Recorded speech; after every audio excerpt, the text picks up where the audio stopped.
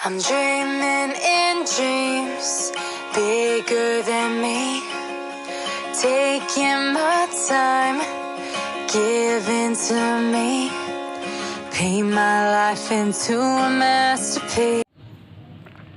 Hello everybody and welcome in Biological World. Now we will discuss about flame cells. Basically flame cells जो हैं वो एक excretory sales हैं या excretory organ भी हम कह सकते हैं, जो कि फ्लैट वॉर्म, रोटिफर्स और रिबन वॉर्म में पाया जाता है। ये हेल्प करते हैं एक्सक्रीशन के साथ साथ ऑस्मो रेगुलेशन में भी। और ये जो है इसका फंक्शन जो है फ्लेम सेल्स का जस्ट लाइक किडनी होता है इन इनवर्टिब्रेट्स जो कि वाटर में रहते हैं, राइट। सो ये एक्सक्रीटरी सेल्स होते हैं जो कि इनवर्टिब्रेट में प्रेजेंट होते हैं। जैसे कि हमें नॉर्मली जो किडनी फंक्शन करती है वही फंक्शन फ्लेम सेल्स का भी होता है। अब फ्लेम सेल्स को हम फ्लेम सेल्स कहते क्यों हैं? बेसिकली ये जो फ्लेम सेल्स है ये सिमिलर होता है एक बल्ब की तरह, और इसमें जो सिलिया प्रेजेंट होते हैं, ये जो बेसिकली हमें दिखाई दे रहा है ये ब्राउनिश कलर का, ये हमारे पास सिलिया प्रेजेंट है। ये सिलिया है, ये जो यहाँ से एक्सटेंड हुए हुए हैं, ये सिलिया जो है ये फ्लिकरिंग करते हैं या वाइब्रेशन करते हैं। इसकी जो वाइब्रेशन या जो फ्लिकरिंग मूवमेंट है सिलिया की वो जस्ट लाइक फ्लेम होती है, एक फ्लेम की तरह होती है, इसीलिए हम इसे फ्लेम सेल्स कहते हैं, राइट। फ्लेम सेल एक बल्ब की तरह सेल होता है।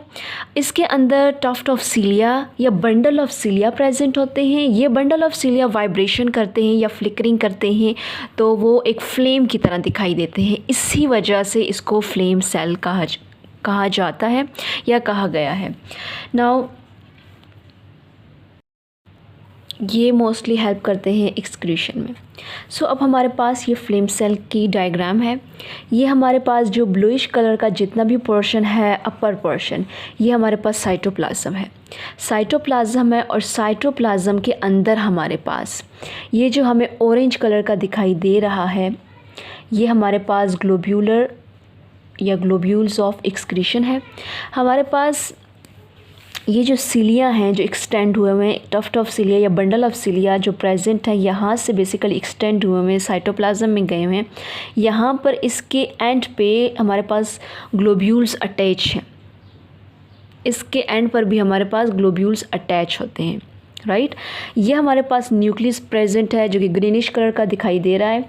ये हमारे पास, इसीलिए हम कहते हैं कि ये न्यूक्लिएटेड बॉडी है। फ्लेम सेल्स जो है वो न्यूक्लिएटेड बॉडी है। इसके अंदर न्यूक्लियस प्रेजेंट है, इसके अंदर साइटोप्लाज्म प्रेजेंट है, और साइटोप्लाज्म्स के अंदर हमारे पास ग्रेन्यूल्स भी प्रेजेंट हैं।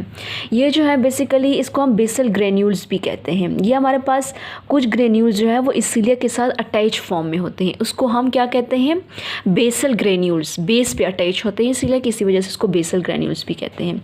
अब ये जो है हमारे पास ये ज़ूडोपोडिया है। दिस वन इरेगुलर जो शेप होती है ये ज़ूडोपोडिया है। ये ज़ूडोपोडिया जो है ये मेसेनकाइमा सेल से बनते हैं और ये इरेगुलर शेप इनकी होती है।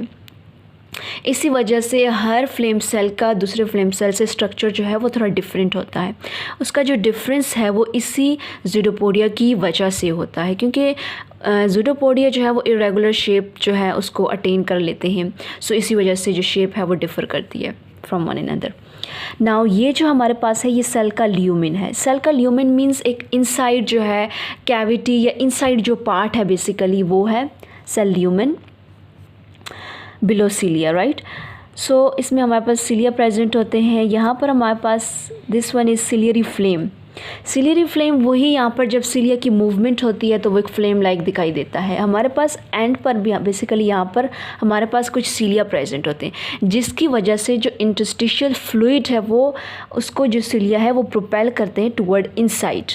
यानी यहाँ से लेट सपोज ज़ूडोपोडिया के एंड पे या इस तरफ हमारे पास कुछ सिलिया प्रेजेंट होगी, तो वो इस तरीके से मूवमेंट करेंगे, जो वाटर है वो सारा आउटसाइड से इनसाइड की तरफ आ जाएगा, राइट। इनसाइड से वाटर होता हुआ अब बेसिकली वाटर जब अंदर आएगा उसके साथ कुछ और मटेरियल्स भी आएंगे, तो यहाँ से बेसिकली क्या होती है? एक्सक्रीशन का प्रोसेस होता है।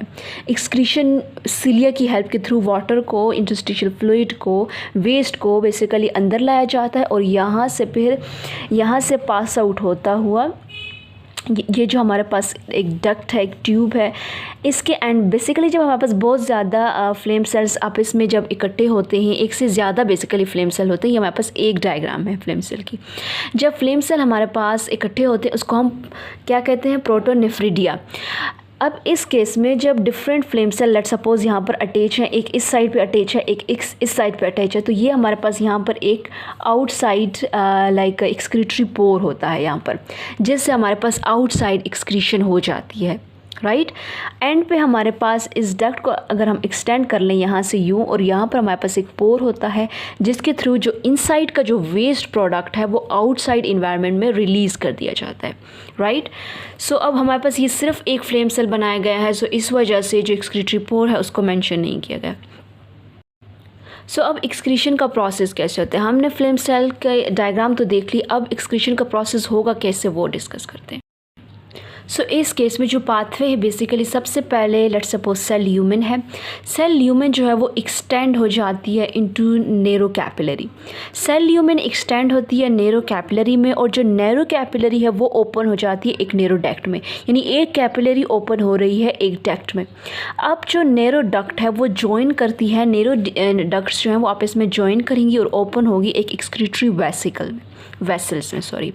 नैरो डक्ट जो है वो आपस में ज्वाइन करेंगी और वो ज्वाइन करके एक एक्सक्रीटरी वेसल्स में ओपन हो जाएगी, और एक्सक्रीटरी वेसल्स होगी एक सिंगल लॉन्गिट्यूडनल कैनाल पे जो कि ओपन हो जाएगी एक आउटसाइड एक्सक्रीटरी पोर। अब यहाँ पर ये हमारे पास सेल ल्यूमेन है, ये जो ग्रीनिश कलर का दिखाई दे रहा है ये सेल ल्यूमेन है। ये एक्सटेंड होता है, यहाँ पे कैपिलरीज प्रेजेंट होती है, नैरो कैपिलरीज। नैरो कैपिलरीज के बाद यहाँ पर हमारे पास आ जाती है, this one is basically duct, narrow duct open हो रही है एक्सक्रीटरी वेसल्स में। एक्सक्रीटरी वेसल्स जो है वो ओपन हो जाती है एक सिंगल लॉन्गिट्यूडनल कैनाल में। सिंगल लॉन्गिट्यूडनल कैनाल्स जो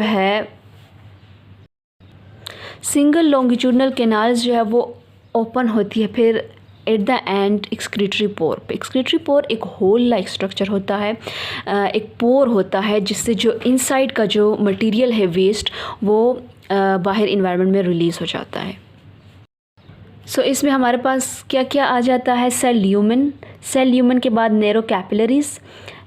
सेल ल्यूमेन एक्सटेंड होता है नैरो कैपिलरीज में, लाइक उसके बाद वो प्रेजेंट होती है। देन नैरो डक्ट प्रेजेंट होती है। नैरो डक्ट के बाद हमारे पास एक्सक्रीटरी वेसल्स जो हैं वो ओपन होती है एक सिंगल लॉन्गिट्यूडनल कैनाल पे, और जो कि अगेन ओपन होती है आउटसाइड एक्सक्रीटरी पोर, right?